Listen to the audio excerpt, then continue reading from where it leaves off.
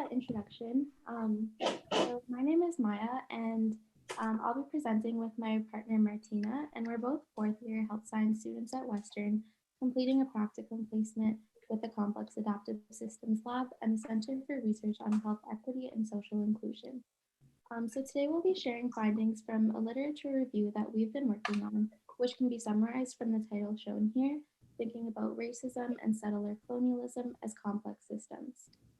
We both feel very honored to be a part of today's conference, and we're grateful for the opportunity to share our work with such brilliant researchers and scholars. Before we get into our presentation, we would like to acknowledge that this land in which the University of Western sits is the traditional land of the Attawandaron, Anishinaabe, Haudenosaunee, and Lenape peoples. We'd also like to recognize that the treaties that London is connected to, which includes the dish with one spoon wampum and the 2-row wampum, are the treaties that have allowed us as non-Indigenous people to be on this land today.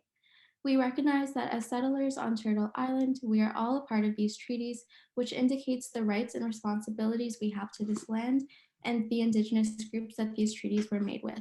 And this is especially important given the ways we benefit from settler colonialism, for example, by being able to live and study on this land. Through our presentation today, our intentions for our research include bringing attention to the historical and ongoing injustices experienced by Indigenous peoples, to work towards the healing and renewing of respectful relationships with Indigenous communities. We want to express our gratitude for the privilege to be able to participate in these conversations about reconciliation, and we are grateful for the learning and knowledge we have gained from Indigenous scholars, whose voices should be centered in these discussions.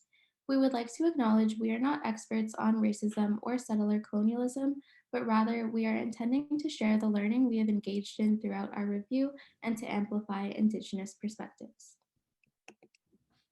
So the initial aim of our project was very broad, and our objective was to scan existing literature to see how researchers have used complexity theory as a framework for discussing race and racism. As we began our research, we also found a lot of other research using complexity theory to discuss settler colonialism, which is interrelated with systems of race and racism. And so we expanded the scope of our research. Many of the articles that we reviewed involved using complexity frameworks to understand and address health inequities that emerge from these systems. And through case studies, which we'll discuss later, we began to understand how racism and settler colonialism can be understood as complex systems that interact with and shape other systems, including systems of health. So this research also highlights the intersections between complexity theory and many different Indigenous worldviews and the implications of this understanding for decolonizing research. So our research began with us developing an understanding of how researchers have used complexity theory to understand race, racism, and settler colonialism. And we found that complexity theory can be useful for providing conceptual tools for understanding phenomena within these systems. As an example, in a chapter by Daria Rothmeyer, she argues that the persistence of racial inequality in the United States is a result of feedback loops, which is a key concept that is central to complexity theory.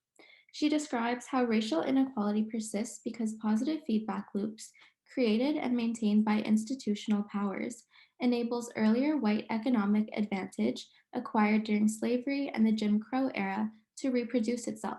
And she argues that efforts to dismantle racial inequality should involve efforts to dismantle these feedback loops. Her chapter highlights how complexity theory concepts can be useful for understanding and conceptualizing systems of race, as the idea of feedback loops draws attention to how patterns of historical discrimination and oppression have emerged and continue to exist in the present. Although her focus is on racial inequality in the US, looking at patterns and feedback loops can enable an understanding of how impacts of structural violence from the past continue to persist today, which is also relevant to discussions of the historical and ongoing impacts of settler colonialism. So another advantage of using complexity theory to understand these systems is that it highlights the significance of the dynamics of the interactions within and between systems. So in our research, we found that many researchers suggested that complexity theory is a useful framework for addressing health inequities experienced by groups impacted by processes of racism and settler colonialism.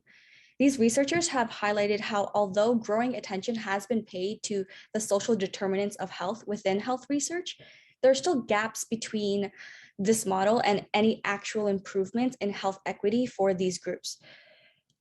So researchers have suggested that this gap is due to the dominant reductionist approaches to health that are person-centered and focus on individual behaviors or actions rather than looking at the overall systems that produce certain outcomes.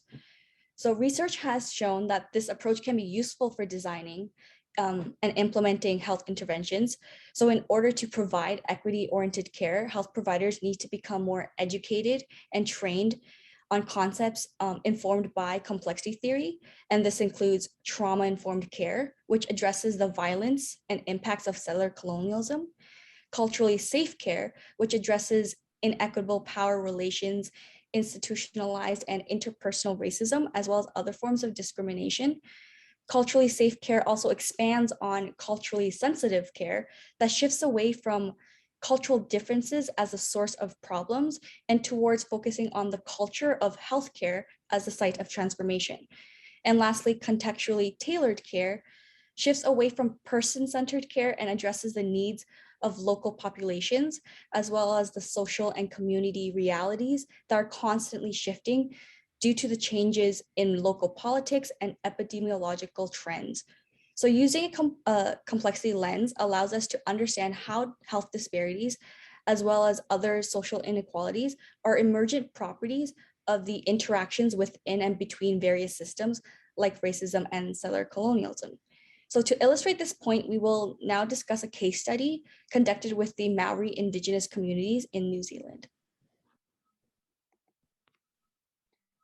So in this article, researchers described a project conducted in Maori communities in New Zealand that used an integration of complexity theory and Maori worldviews to develop effective methods to address obesity prevention in these communities.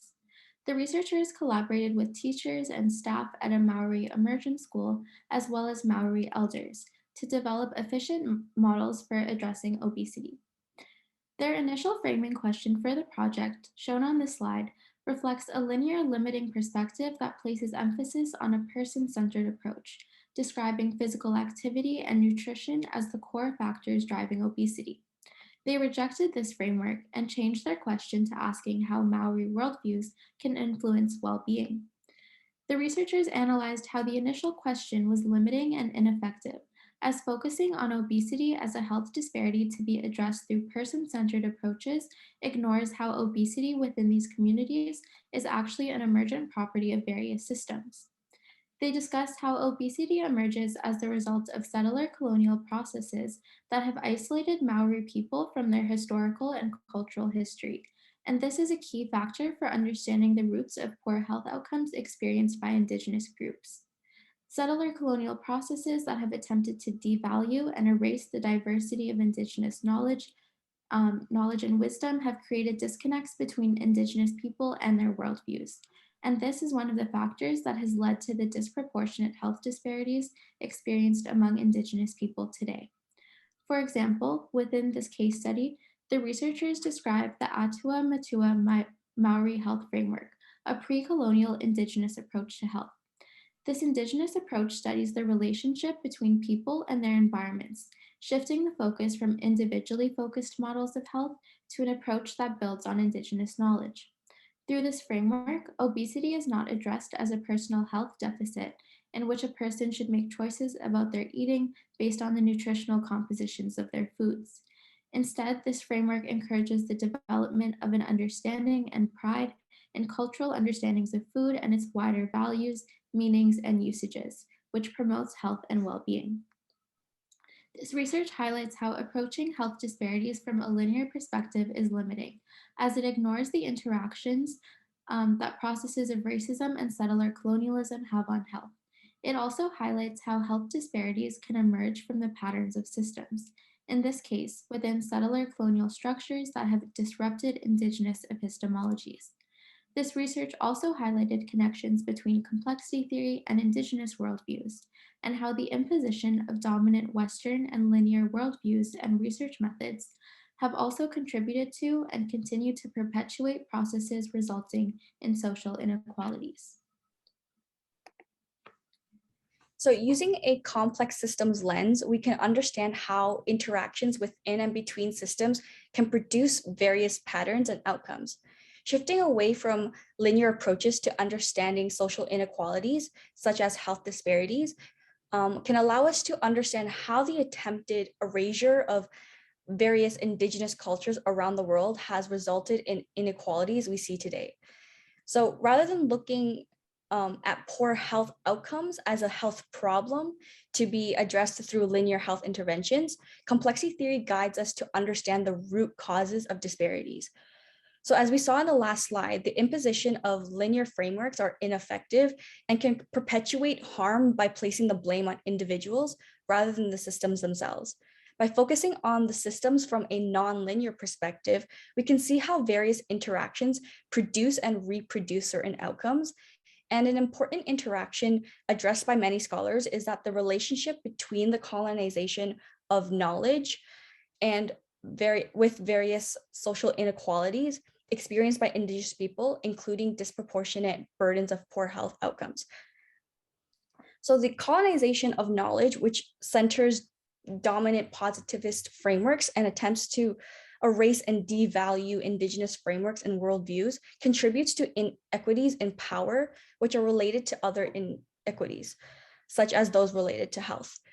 From this lens, we can understand the importance of changing the dynamics of systems themselves by addressing how power inequities continue to be perpetuated. So the impacts of colonization of knowledge on various social inequalities draws attention to the importance of decolonizing knowledge, which involves decentering positivistic research and challenging dominant assumptions and beliefs about research and knowledge to facilitate the peaceful coexistence of many different worldviews and epistemologies. So to facilitate the decolonization of research and knowledge, many researchers have highlighted the potential of complexity theory to act as a bridge for understanding various Indigenous ontologies and epistemologies. Complexity theory can act as a bridge between knowledge bases because of the commonalities it shares with the Indigenous worldviews that emphasizes values such as interconnectedness and holistic perspectives of understanding. It is important to acknowledge that Indigenous people around the world encompass a diverse set of worldviews and ontologies, and we want to acknowledge that we are not attempting to overgeneralize Indigenous worldviews into one category.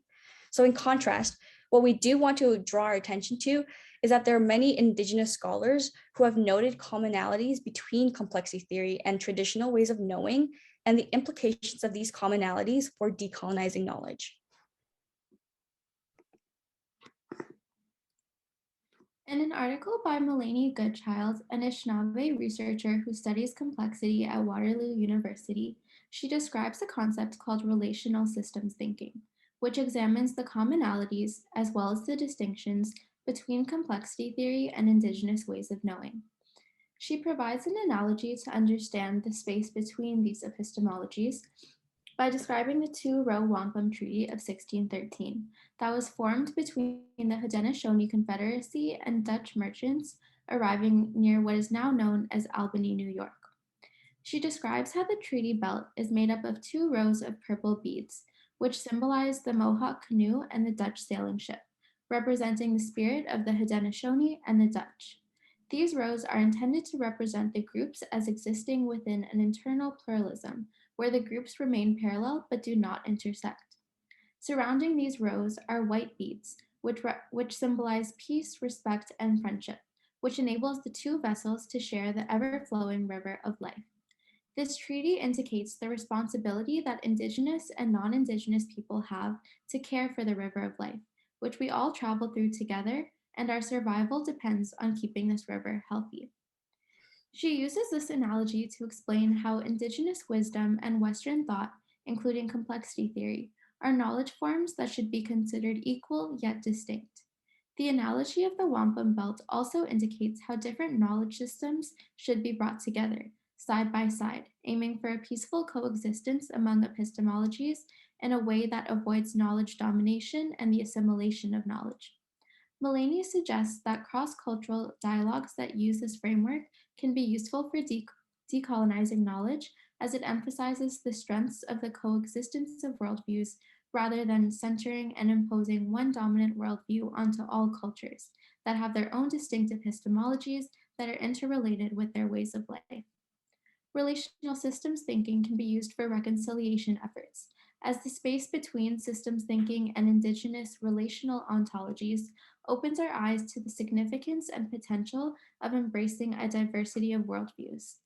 It also allows us to decolonize our thinking by challenging the dominant assumptions and beliefs about what type of research and knowledge is considered to be valid. And her analogy brings awareness to our responsibility to understand and appreciate different cultures and different worldviews, to keep the river of life in which we all exist together healthy and ever flowing. So as non-Indigenous health researchers, we can use complexity theory to understand how social inequalities are emergent outcomes of systems of race, racism, and settler colonialism. A complexity-informed lens can provide an alternative approach to framing health issues by drawing attention to the interactions within health systems and between health systems and other systems, as well as the disparities that emerge from the colonization of knowledge. Research on social inequality should involve the analysis of how inequalities can emerge from these interactions within and between systems of racism and settler colonialism. Complexity theory can provide a bridge between non-Indigenous and Indigenous ways of knowing that highlights the need to decentralize Western positivistic linear knowledge to promote and appreciate the pluralism of knowledge that can help researchers, interventionists, and policymakers to improve health equity and engage with processes of healing and reconciliation. So thank you for listening to our presentation, and I hope you learned something today.